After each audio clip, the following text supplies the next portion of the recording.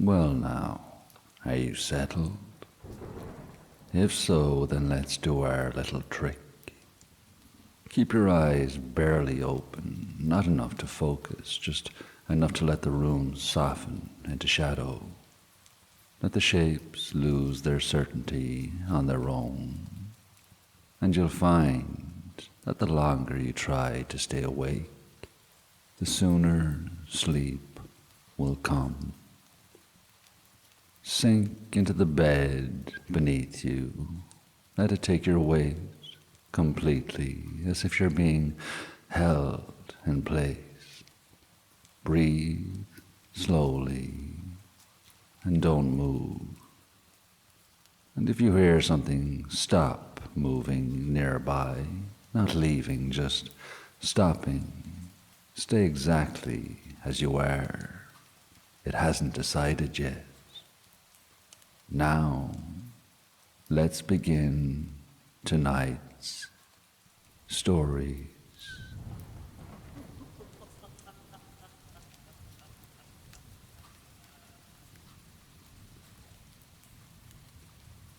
The trouble with the village near Mullingar didn't begin with screams or curses or lights in the sky. It began with bread. Bread going missing, grain sacks lightened by the morning. Pantry doors found ajar when they had most certainly been closed. At first, this was tolerated. There were shrugs, there were mutterings, there were people saying things like, "Sure, hasn't it always been that way, and better a bit taken than the whole lot spoiled?" With tolerance, like milk left too long on a warm dresser, curdles. Someone eventually said the word fairies aloud, not reverently or cautiously, the way you'd say rats. The Ishi, the old ones, the other crowd, whatever name you use depend on how much fear your grandmother had instilled in you. But in this village, that fear had thinned with time. The fair folk had become a nuisance, a superstition that ate well. Pantries were sacred places, bread was work, grain was survival, and survival made people feel entitled. So, a meeting was called. They gathered in the hall with its crooked floor and faint smell of damp tweed.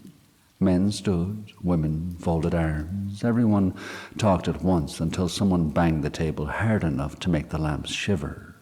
Complaints flew like crows. "They're getting bolder. They took a half a loaf off me this time. I left milk out once and that should have been enough. Why should we be feeding them at all?" That was when Dermot Mulligan stood. Dermot was a man who looked like a complaint made flesh. Thick about the middle, slick-haired, pink-faced, with the sort of mouth that always looked half-finished with a sentence. He had the confidence of someone who never once considered being wrong. "We're being made fools of," he said. "That's what this is." There were nods, plenty of them, Dermot continued, warming to himself. "They're not spirits, they're pests. You deal with pests the same way every time." Someone asked how. Dermot smiled. "Poison." The words settled in the room. It didn't feel dramatic, it felt practical. Rat poison, Dermot explained, mixed into grain, into bread, left exactly where the fairies like to feed. Clean, quiet, final. A woman hesitated. "Is that wise, do you think?" Dermot waved a hand. "They've had their share, more than, and this is our land." That phrase did the work. Our land. By the time the meeting broke, no one quite remembered who had objected, only that everyone had agreed. The poison was set, bread baked and laced, grain dusted carefully, pantries prepared not as offerings but as traps. For a night, nothing happened, and then the bodies appeared. Small things scattered among flour and crumbs, winged, misshapen, the size of shoes, some no larger than loaves themselves.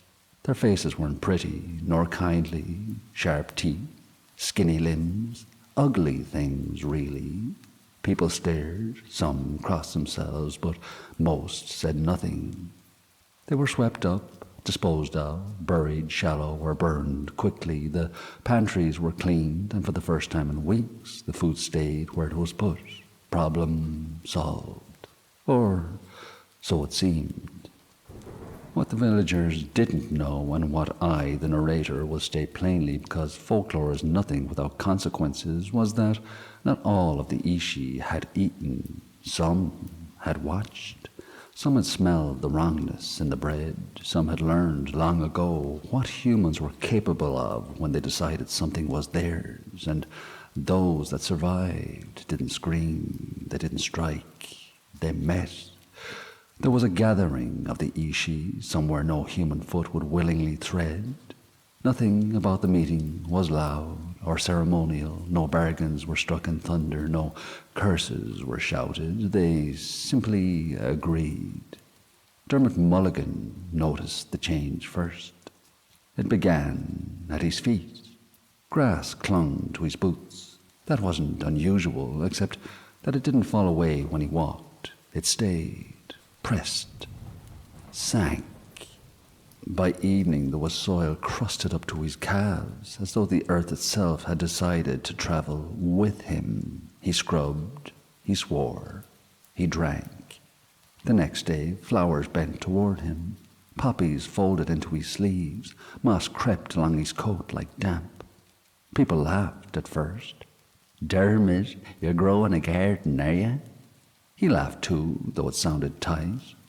By the third day it was harder to laugh. A chicken vanished when he passed the yard. A dog yelped once and didn't yelp again.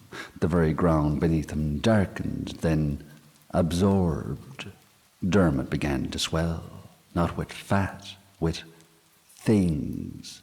Leaves embedded in skin, stones pressed out where joints should be. His body lost edges, gained mass. He became rounded, sagging, accumulating, a blob. He tried to leave the village. The road flowed into him. By the time anyone admitted fear, Dermot Mulligan was no longer a man so much as a moving collection of what the village had decided didn't matter. He rolled. His face remained, stretched, malformed, wide-eyed, with understanding too late to be useful. His mouth opened and closed, but nothing came out except breath and soil. Houses leaned, fences disappeared, people ran until there was nowhere left to run. Everything soaked up by Dermot Mulligan's flesh, an all-consuming sponge of the land, a great greasy leech. The thing that had once been Dermot Mulligan moved through the village with a conscience, absorbing walls, livestock, memories. It didn't hurry, it didn't stop. By morning, there was no village.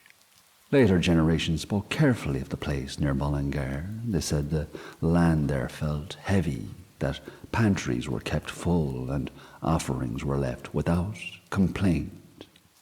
And if anyone ever asked why, someone older would say, because poison doesn't just kill pests. Sometimes it teaches lessons.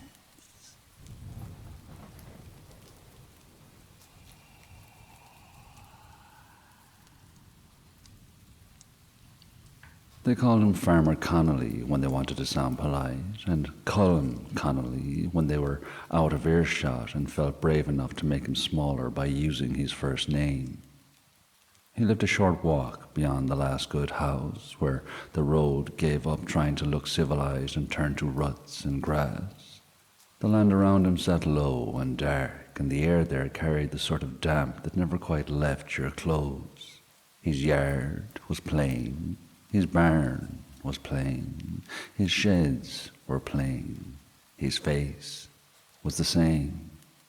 People said he was cranky. People said he was mean. People said he had a mouth on him like a whip, and that he'd sooner scald you with a look than spare a word. Colm Connolly never argued with any of it. He didn't defend himself. He didn't explain. He didn't invite anyone to stay long enough to ask why. He kept cows and pigs. He kept to himself. He rose before light and went to bed when his body gave out. When he went into town, he went in for what he needed and left again. If a neighbour waved, Colin might lift 2 fingers without looking at the hand that waved first. If someone tried to speak to him, he might answer as if each word cost him a penny. The younger lads took note of it, the way younger lads do. They saw a hard man and decided he deserved a hard moment.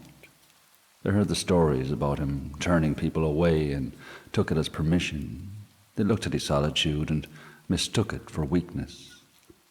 Danno McNulty had been in trouble since he was old enough to push another child off a wall and laugh at the crying. 19 years on him, and he still laughed first.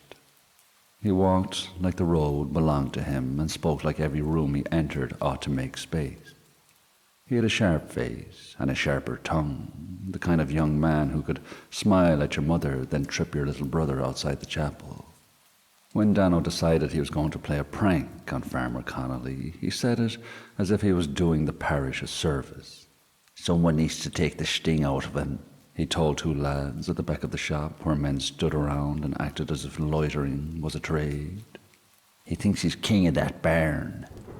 Nobody argued, they only wanted to see what Danno would do because the waiting was part of the fun.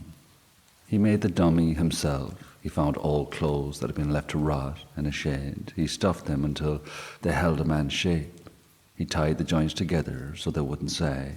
He found a mask that had been kept from Halloween long gone, a stiff thing with a face molded into a fixed, ugly cam. He put it on the dummy and sat back on his heels, pleased with himself. The trick was simple. Colin Connolly came out to his barn at night to do his last chores. He did it the same way every evening, as if the steps were laid down inside him. He carried a lantern, he checked the bolt, he crossed the yard. He worked in the half-light among animals that knew his hands and his temper. Then he came out again and went back to his house. Danno waited until he was sure of the timing. He brought the dummy into the barn while Connolly was away. He climbed up to the rafters, moving carefully because the place had a way of telling on you if you were careless. He set his line. He fixed the dummy above the spot where Connolly always stood to lift a pail. He didn't plan to kill him. He planned to frighten him and watch him curse and stumble. He planned to tell the story afterwards and have people laugh. He planned to enjoy the sound of a hard man being made small for a moment. That was all. The evening came on soft and close, the kind where the sky sat low and made the land feel trapped. A few lights showed in town. Beyond that, darkness took what it always took. Colin Connolly left his house with his lantern held out in front of him. He walked slow because he always walked slow. Not lazy slow, just worn slow. His shoulders held a permanent set, as if he carried invisible sacks. He reached the barn. He set his lantern in its place. He unhooked the pail. He moved among his animals without talking to them much. A cow shifted its weight. A pig made a small, irritated sound in its pen, as if offended by being awake. Outside the barn, the world was quiet in a way that made the inside of the barn louder. Every small scrape carried, every hoof on packed earth sounded like a signal. Colin bent slightly to lift something, and then the thing came down. It dropped from the darkness above him, fast and sudden, a full man's shape swinging on a rope, mask first, the noose creaking, the clothes flaring as it fell into the lantern light. The dummy swung once, hard, and the shadow of it swung with it on the wall. Colin stumbled back so quickly he nearly went over. His free hand came up as if to fend it off, and the lantern light jumped across his face. His mouth opened, his chest rose once, sharp, as if he'd taken a blow. He made a sound that wasn't a word. Then his hand went to his heart, and his knees gave. He didn't fall neat. He folded. He hit the earth with a dull, final weight that didn't belong to a man who was going to get up again. The dummy swung in front of him, slow now, as if settling into its own satisfaction. Danno watched from the shadows of the half-open door where he had been crouched low, hugging the wall. He had been smiling a moment before. For a second, he didn't understand what he'd seen. He stared at Colum's shape on the ground as if it were another part of the prank. Then the panic came, quick and hot. He stepped forward, unsure, his boots scuffed. The cow nearest him turned its head. Colm Connolly didn't move. Danno's hands came up, then dropped again. His mind ran in circles looking for a rule, a way back out of what had just happened, something to undo it. He crossed the barn in 3 fast steps and stood over Connolly. He looked down at the man's face, half lit, half gone to shadow. He waited for the eyes to blink. They didn't blink. His panic lasted a short time, as panic does in a young man who doesn't know how to hold it. He swallowed once and spat to the side as if to get rid of the taste in his mouth. He looked up at the dummy swinging above the dead man. He reached for the rope. He took it down. In a hurry, he dragged it back into the dark at the rear of the barn. He pulled the mask off and tossed it into a corner. Then he looked down at Colm Connolly again, and the hard part of him returned, the part that always arrived when something should have been regretted. He crouched. He leaned in. He spoke low, as if the dead man might still hear and answer. "Serves you right, you cranky old trout." He stood. He took the dummy by the shoulders and hauled it out the door. He didn't run to town. He didn't call anyone. He didn't raise a shout. He didn't fetch a priest or a neighbor or even a child to bring news.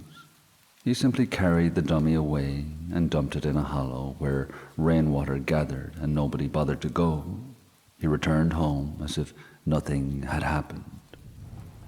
The next day, the parish spoke of a storm coming in off the sea, and of the state of the roads, and of the price of flour, and of the priest's sermon which had gone on too long. They spoke of small things because small things were safe. Colm Connolly didn't come into town. On the second day, someone remarked on it. "Maybe he's sick," a woman said, folding cloth at her door. "He's always sick," another replied. On the third day, someone shrugged. "He'll show up when he needs bread." On the fourth day, someone laughed. "Or when he needs to roar at someone." By the fifth, his absence became just another empty space people walked around without looking. Danno walked through the town with his chin up. The week after Connolly died, Danno was his usual self, only worse. He shouldered past an older man at a doorway and didn't apologize. He knocked a boy's cap off and called it clumsy. He took an apple from a stall and bit it without pain, then tossed the rest onto the ground as if feeding dirt. When a woman muttered, "Shame," under her breath, he looked at her and smiled in a way that made her lower her eyes. He carried his secret like a coin in his pocket, rubbing it now and then just to feel it was still there, and then a week passed. One night, Danno wandered out beyond the last houses and sat under open sky on a rise where he could see the black shapes of fields and the darker line of trees. The air had a bite. The stars looked sharp. He lay back on his elbows and watched the heavens as if he owned that too. A streak of light slid across the sky, quick and clean. A shooting star, the old people would have called it. Danno sat up once, suddenly interested. He laughed softly to himself because he had always liked the idea of the world bending for him if he asked it right. He held his hands out, palms up, like a man making a bargain. "If wishes are true," he said, low into the night, "then hear this." He paused, and the words came out exactly as they were in him, greedy, childish, certain. "I want money, girls, land. I want everything I deserve." The last word hung for a moment, as if the night itself had turned to listen, and then, down on the heath, beyond the rise, something answered. That shooting star, it seemed, had moved to ground level. A small thing at first, like a glow caught in a jar, it drifted between tussocks of grass, paused, then slid onward again. It seemed to know where it was going. Danno stood. He brushed his hands and his trousers as if preparing for work. He stared down at the light with a grin that showed too many teeth. "Well, would you look at that?" It moved again, not away from him exactly, more like it was leading, as if it had heard his wish and decided to show him where the answer lay, and Danno went after it. He took the slope down onto the heath, boots sinking slightly into softer ground.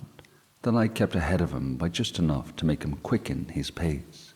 He didn't think of danger, he didn't think of warnings, he only thought of what he had asked for and the way the world now appeared to be delivering it. The heath opened out, rough and empty. The light drifted over it with ease, sliding above dark grasses and low scrub. Now and then it paused, as if waiting for him to catch up. When Danno drew near, it moved again. He laughed once, delighted. "I knew it," he said under his breath. "I knew I was meant for more." The light led him on, away from the town, away from the safe roads. The stars stayed fixed overhead. The land beneath him changed from rough grass to uneven ground, then to a strip of tougher growth where the thorn bushes grew thick and tangled like a spiteful wall. The light didn't slow, it floated straight toward the thorns. Danno hesitated. He looked left and right for a gap. The bushes ran on for a distance, then bent and thickened. He could have turned back then, if he'd been the sort of man who turned back, but he wasn't. He pushed in. The thorns snagged his sleeves at once. They tore at his trousers. They hooked his coat and tried to hold him. He shoved them aside with his forearms and cursed softly. The light glided just ahead, steady, calm, unbothered. A thorn caught his cheek and drew a small line of blood. Another scraped his hand, then his wrist, and he felt that blood run down his skin. He pulled free and kept going because the light kept going. Thorns raked his knuckles. A hook caught behind his ear and tugged hard. He tore himself loose and felt blood there too. By the time he stumbled out the far side, he had blood on his hands and blood on his sleeves. It showed dark in the starlight. He stood, panting, and stared at the light as if it were to blame. The light hovered a few yards ahead, patient as a thing without a heartbeat. Danno wiped his face with the back of his hand and smeared blood across his skin. He looked down at his own palm and gave a short laugh. "Fine. You want your price, you'll get it." The light moved again, drawing him onward.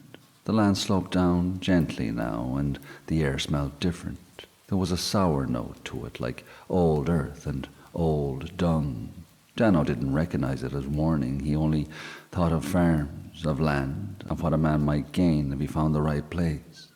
The light led him toward a darker line in the ground ahead. Danno saw only that it was a dip, a drop, a change. He took a step, then another. The ground disappeared. A blind edge, a hidden fall. The sort of thing a careful man would have felt out with his foot. Danno's foot met nothing, and his weight went forward, and the world tipped. He threw his arms out, his hands grabbed the air, and he fell. For a moment, there was only the sound of his own body scraping earth and stone as he went down. Then he hit something hard, rolled, and landed in muck that took him up to his thighs. He gasped, shocked by the stink. He tried to stand, but his right foot was twisted backwards. Above him, the light hovered at the edge of the drop, glowing down like an eye, and Danno looked up and spat a curse, and then the sound came. Not the light or the wind. Movement, a heavy, eager stirring all around him. He turned his head, and his stomach gave a cold lurch, not with a fancy feeling, but with plain animal dread. He was in a pen. He saw it now, the rough boards, the low fence, the gate at the far side, and in the darkness beyond him, shapes were moving. Pigs, big ones, many of them packed close. Their bodies were dark lumps until they shifted and the starlight caught their backs. They made low sounds that weren't quite grunts. They smelled of hunger and filth and heat. Danno scrambled toward the fence, trying to get his footing. He went down on one knee. His hands slapped the boards and found them slick.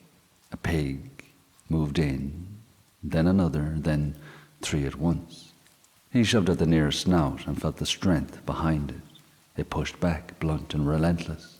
He tried to climb, but the boards were too high for a quick escape, and his hands were slippery, and pain shot through his leg. He swung, and his fist connected with something solid. The pig squealed, angry more than hurt, and that sound turned the others sharper. They surged.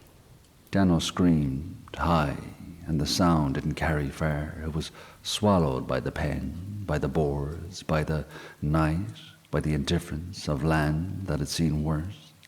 He fought like a man fights when he finally understands he's not in charge. He struck.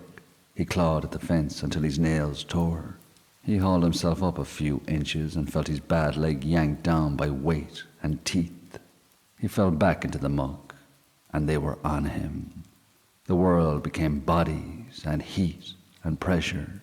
Snouts pushed into him. Teeth found the places where the thorns had drawn blood, and that blood became a signal. He tried to climb again, hands slipping, arms shaking. The boards stayed out of reach. Above, the light hovered and didn't move. It watched, or it waited. Danno's voice broke into raw sounds. He called for his mother. He called for anyone. He called promises into the dark that nobody heard. The pigs did what hunger told them to do, and hunger had been building for days in that pen, because Farmer Connolly hadn't been there to feed them. No hand had opened the gate with a bucket. No boot had crossed the yard. Colm Connolly's animals had been left to the law of their own bellies. Danno's strength went. The pen kept its noise. The boards shook. The muck churned, and little by little the struggle quietened. The light lifted from the edge, drifted back across the heath, and vanished into the night as if it had never been there at all. In the old telling, men spoke of such lights with a fear that didn't need dressing up. Some called it the will-o'-the-wisp. Some called it the dead light. Some said it was a spirit that had lost its way and wanted company. Some said it was the lantern of a soul that couldn't rest. What mattered in every version was the same. It led, it tempted. It brought a person off the safe path and into the place where the land took them. In the days that followed, people did find Farmer Connolly. They found him only when the smell forced itself into notice and someone finally walked out to the barn with a hand over their mouth and a curse on their lips. They found the lantern still in its place. They found the pail where it had been dropped. They found the dummy's rope mark on the beam and the scrape of feet on the packed earth. They found Colm Connolly cold and stiff where he had fallen. They didn't find Danno McNulty at all. People spoke in town as they always did. They clucked their tongues about Danno being a bad lot. They spoke of him as if they'd always known. They said he must have run. They said he must have taken to the road. They said he might have gone abroad like so many did when trouble clung to them. And some quietly spoke of a light seen on the heath that week, a small, wandering glow that drifted without lantern or man. Those who spoke of it did so with their voices lowered, because the old fears didn't like to be shouted. As for Farmer Connolly, the talk was blunt at first. He was a hard man. He was a grumpy man. He treated people with a short fuse. He wanted to be left alone. He turned people away. All of that was true. And then, at the very end, when the priest stood by the grave and the wind worried at the edges of coats, an older woman who had known the Connollys before the hardness set in spoke to another, low enough that it was nearly lost. "He wasn't born that way," she said. "What way?" the other asked. "Hard," the woman said. "It grows on a person, you see." She paused, looking down at the earth. "He lost a child to pneumonia," she went on, matter of fact, like it was a fact from a ledger. "Only a wee thing. A winter took him, and after that he changed. Then the wife, she couldn't stand the quiet house, couldn't stand the way grief sits in the corners, and she went out into the barn and she hanged herself." A brief silence sat between them, heavy and plain. "And he found her," the woman added, "cut her down with his own hands, and then he carried on. What else could he do?" The wind moved through the crowd. Somewhere a child asked a question and was hushed. The older woman looked toward the distant fields, toward the barn that had been a man's whole world. "All he wanted was to be left alone." And if there was justice in any of it, it didn't arrive with trumpets. It arrived with a light on a heath. It arrived with thorns that drew blood. It arrived with a drop in the dark that a greedy boy didn't see until his foot met nothing. And it arrived with a wish spoken to the sky, ending on the words that damned him. "Everything I deserve."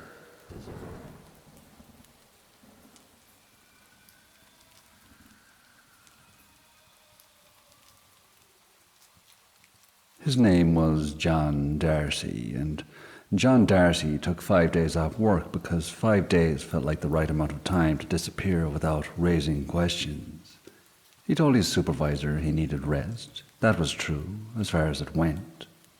What he needed was quiet, not the polite quiet of a park bench or a half-empty cafe, but the kind that settled into your bones when there was nothing around you that wanted anything at all. He packed light, a change of clothes, bread and cheese wrapped in cloth, a small knife, a book he never quite got around to finishing, an oil lantern, a box of matches, and a coil of twine he brought out of habit more than need. He locked his flat behind him and felt the odd relief that came with knowing no one would be knocking at his door for nearly a week. The train carried him west, then farther again, until the city thinned into fields and stone walls and hedges that ran on longer than memory. By the time he stepped down onto the platform, the air already felt different, cooler, slower, as if it had learned patience from the land itself. And so he walked and walked, a pleasant trek off into the back countryside. The bothy stood where he'd been told it would.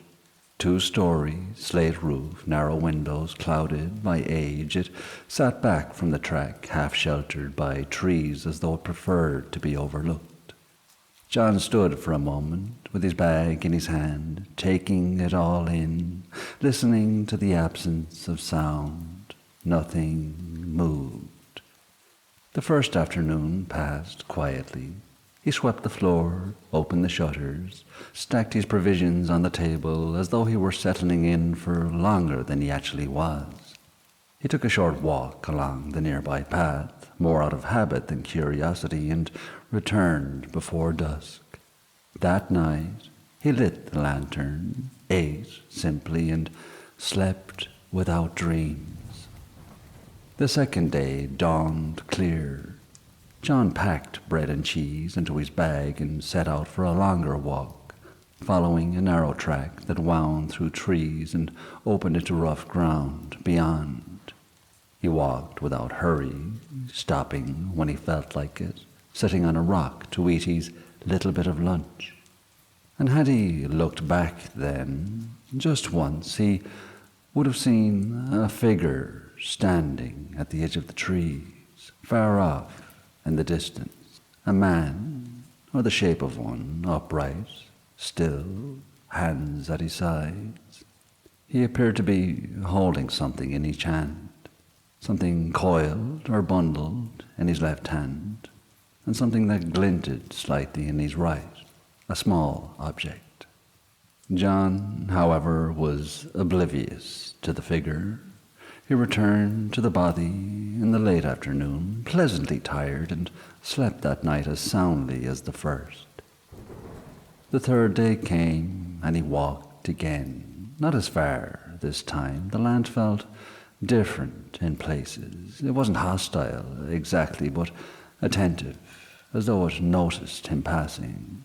He stopped more often, sat longer. Once he had the faint sense of being watched, and he almost turned.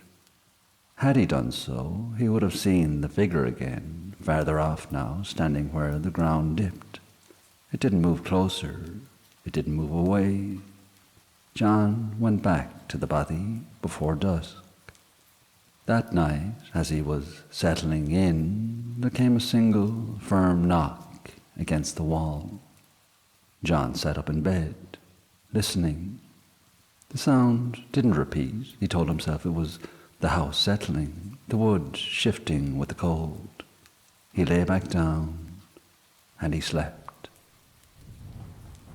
The fourth day was overcast. John walked again, though he didn't stray far. The sense of being observed lingered longer this time, clinging to him even when he stopped moving. Had he turned his head at the bend in the path, he would have seen that figure standing nearer than before, and yet far enough away that he couldn't make out his features.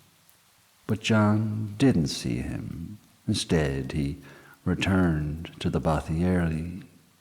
That night, he heard something scraping across the slates overhead, like the grating sound of steel on slate, back and forth once, then back and forth again.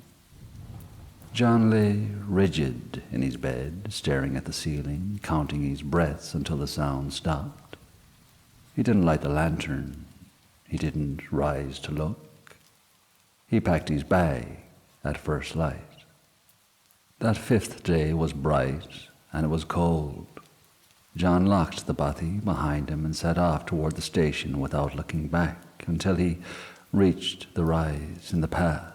And then, out of something like courtesy, he turned.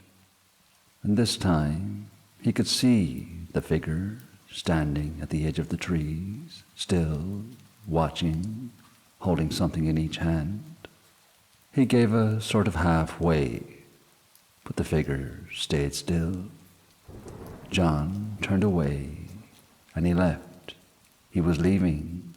Whatever this person was belonged to this place, not to him. And so the train carried him home. The city welcomed him back with familiar noise. He unpacked his bag, placed his lantern on the shelf, and righted himself for bed, soothed by the walls that felt known. He pulled the duvet up around his face, snug as a bug, and fell asleep. And had he woken in the middle of the night, he would have seen a pale-faced man standing next to the bed. In one hand, a coil of barbed wire, dark with dried blood and slick with saliva, and in the other, a funnel stained with the same. And he was waiting.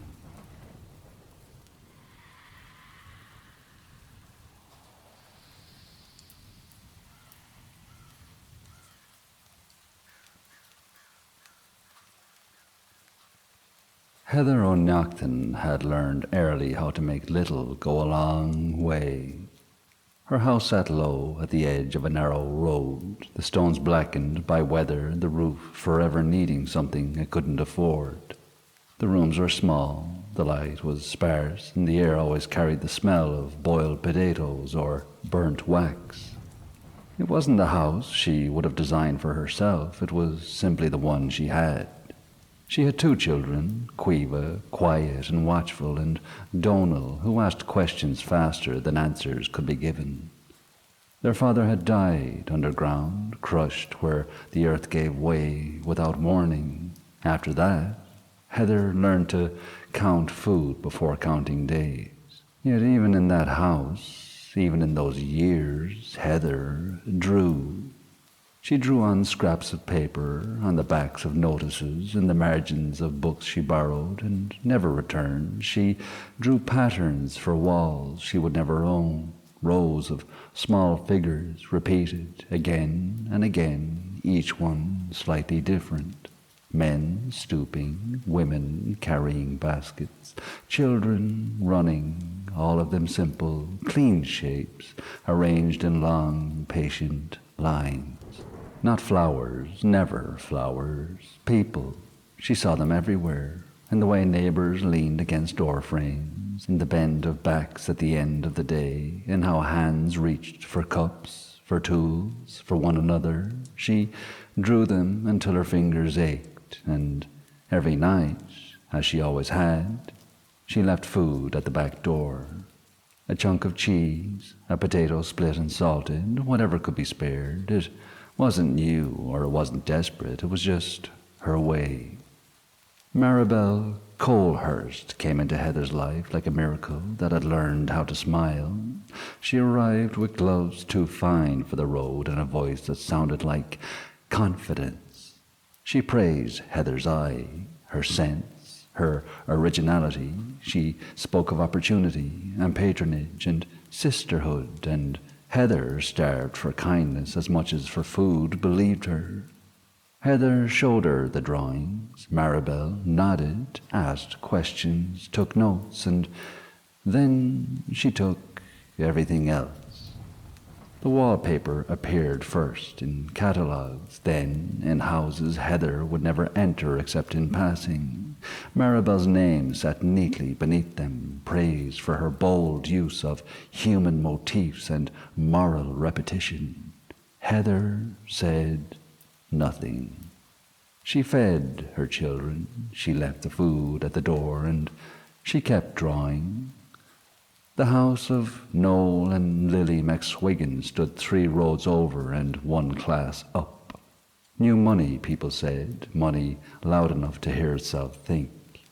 When their house was finished, it shone with pride and varnish and newness, and when the paper went up, it was Maribel Colehurst's proudest work yet. And that was the night everything went wrong.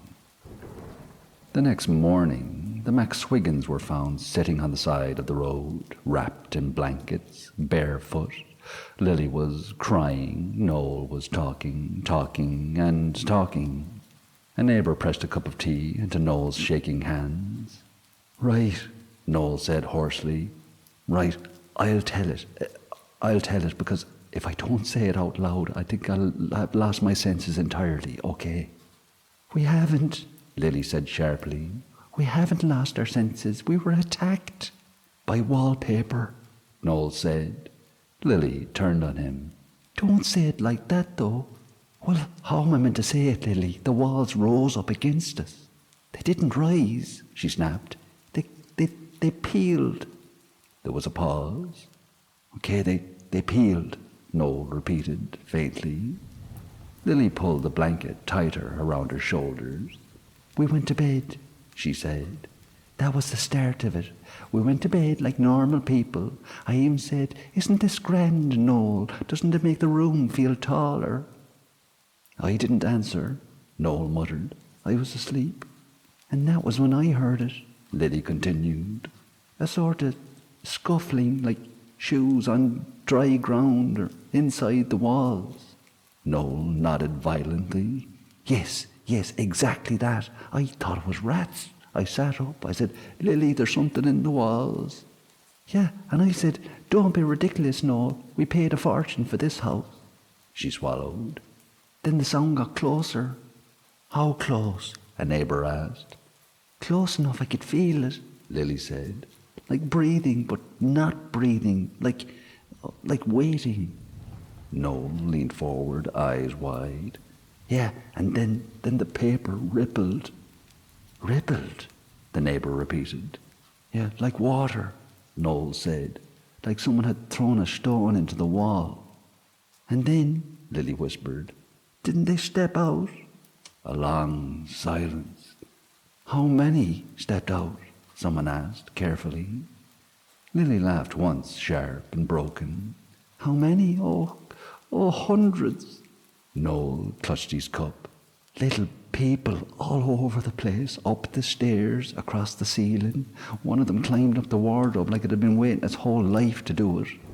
They were busy, Lily said. That was the worst part. They weren't running around screaming or anything. They were just, getting on with things. And one of them took me slipper, Noel said, suddenly. He walked off with it, like it was owed to him or something. And the one that stood at the end of the bed, Lily said, voice shaking. The one that looked at me like I was in its way. They were everywhere, lads, Noel said. Every wall we'd papered, every room, the hall, the parlour, the stairs. God, the stairs. And I fell over 3 of them at one stage, Lily sobbed. They didn't even look back at me. There was a murmuring now among the neighbours, crossing of selves, hands to mouths. And the noise then, Noel said. The noise of them, not talking, not shouting, just living. Lily nodded furiously. Like we'd walked into the middle of something. We just ran, Noel said simply. We just ran with nothing. I don't even remember opening the door. I do, Lily whispered. It opened itself. Lily carried on and on about the little people that took over her house, and Noel didn't know it at the time, but one of his neighbour's children was holding her little doll over Noel's shoulder, and when he turned, he made a funny sound like, By midday, Maribel Colhurst's name was being spoken differently. By evening, her clients were gone. By the end of the week, no one wanted her work. Heather O'Naughton sat on her back step that night, Quiva at her side, Donal asleep inside. The food was gone from the plate. Ma, Quiva said softly. Did you hear about the McSwiggins? Heather nodded. They said the place was full, Quiva said. Full of people. Heather looked at the dark hedge, at the empty plate. Yes, love, she said. I heard. The next designs never bore Maribel's name, because Maribel was gone out of business. They bore no name at all, in fact. And in houses where they hung, nothing ever moved again, except the people who lived there, who slept easier, and never quite knew why.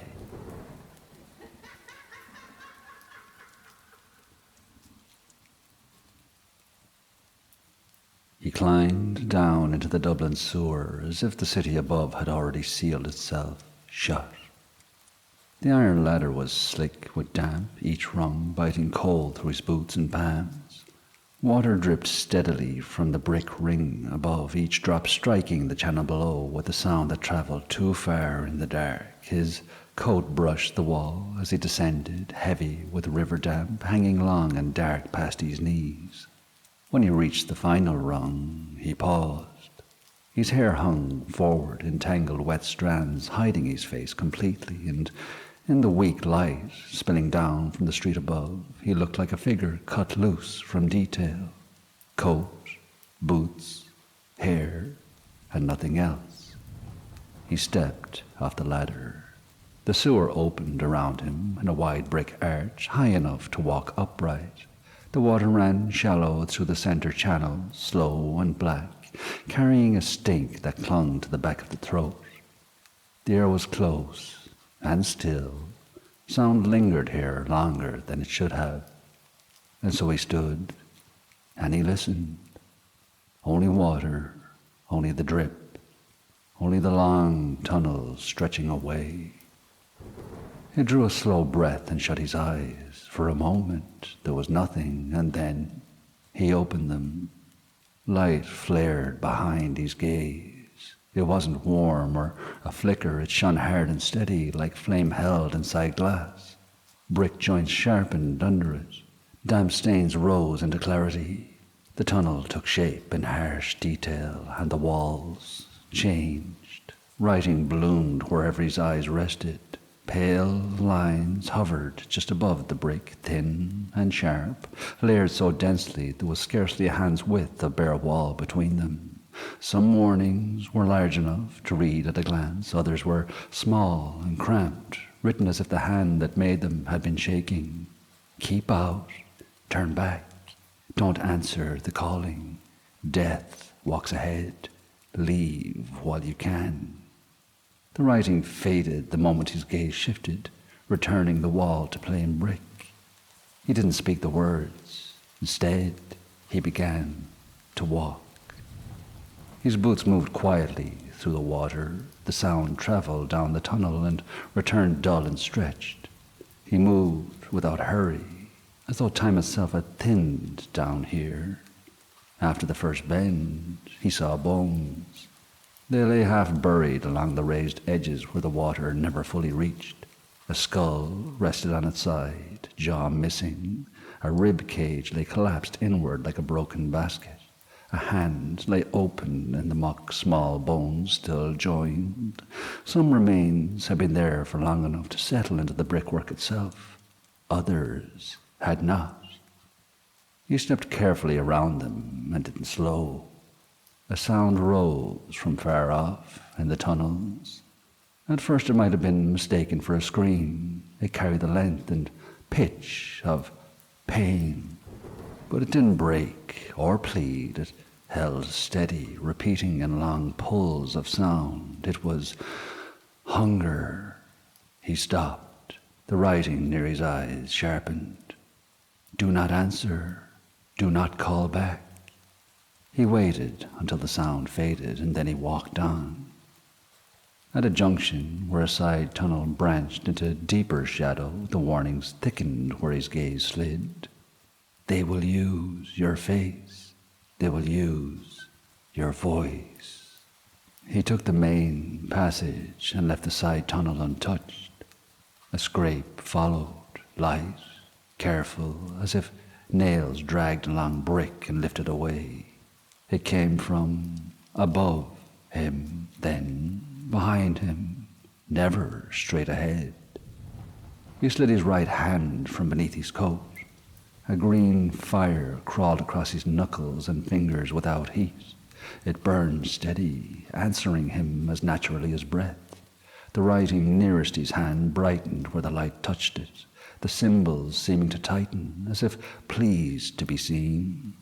The scraping stopped. He walked again. Movement followed. A shape scuttled across the arch overhead, vast and low.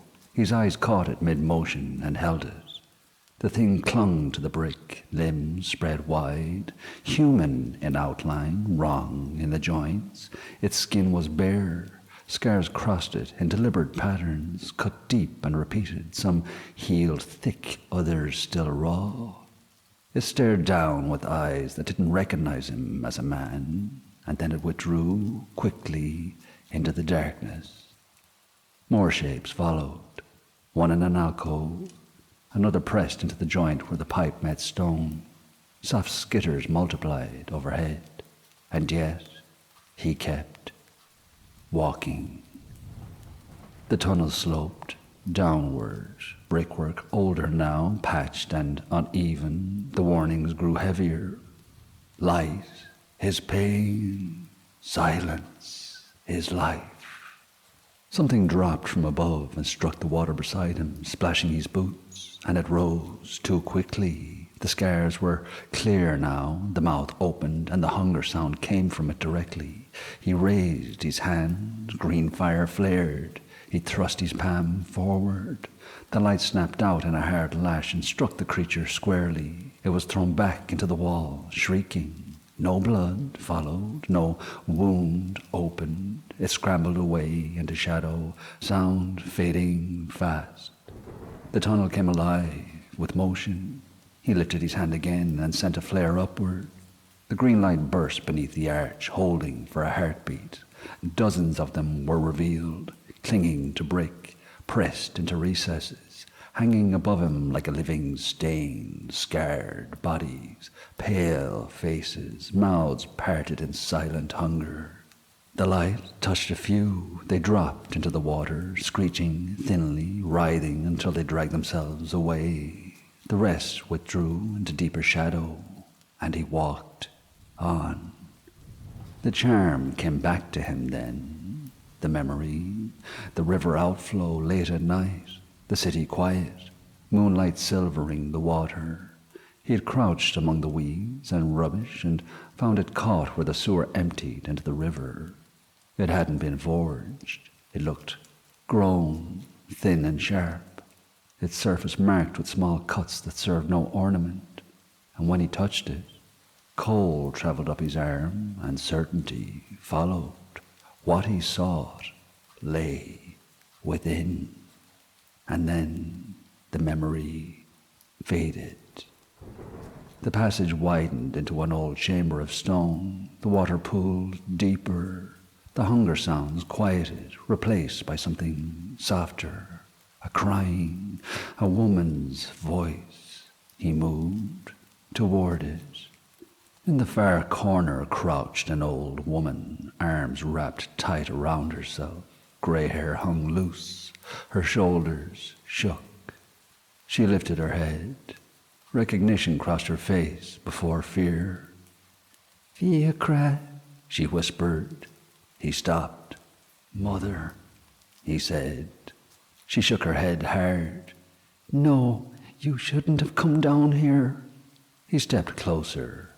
"I'm taking you out now." She laughed, a short, broken sound, and pressed her hand to the stone as if to steady herself.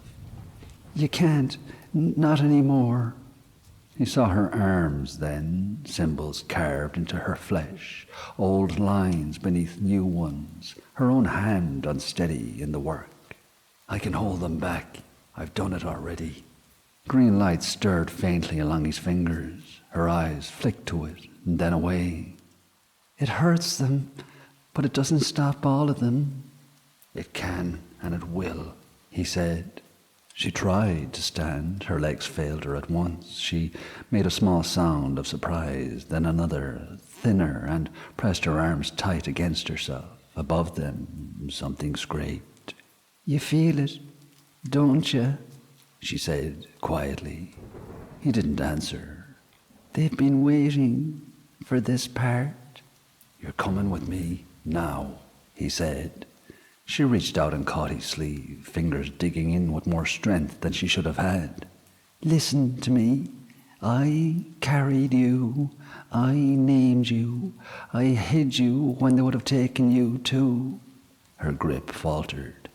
"No matter what happens, if I stay or if I go, I won't be myself much longer." Her gaze drifted past him, lingering too long on the green light at his hand. A low sound crept into her voice before she forced it down. Something dropped into the chamber behind him. He spun and struck it with the green fire. It recoiled sharply, scrambling away. Another followed, then another. The creatures gathered at the edges, no longer cautious. She shook her head, tears running. "I'm already slipping. I feel them. They're thinking my thoughts." He stepped back, shaking. "What are you asking me?" he said. Her voice steadied. "I'm asking you not to leave me like this." She looked at him fully then, just for a moment, before her gaze drifted again. She pressed his hand to her chest. "Do it." He closed his eyes, wishing this to be nothing more than a bad dream, though it wasn't. And so, green fire passed through her like a breath. She stiffened once, and then she was gone. The chamber fell silent. The man staggered back, the light dying at once, his hand suddenly empty and useless. The space felt vast without her voice in it. He stood there a moment longer than he meant to, shoulders bowed, breath uneven, the walls close and watching, and then he turned. He walked back the tunnel, slowly, as if the ground itself carried weight, and at the foot of the ladder he stopped. He looked back down the passage.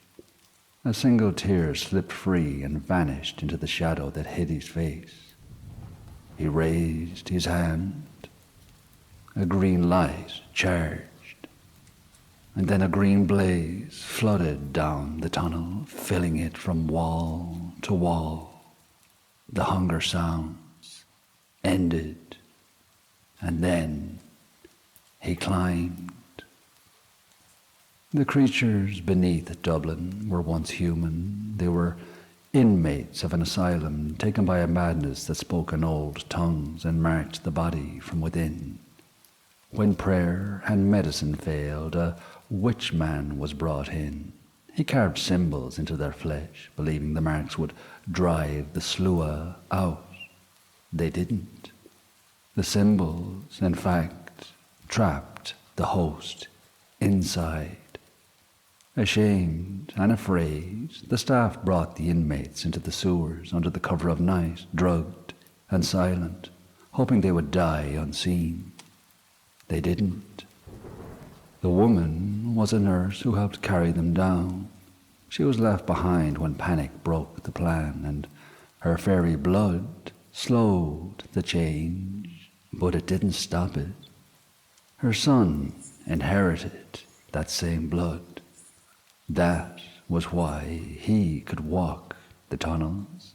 That was why the warnings were written for him. And that is why the city above never hears what waits below.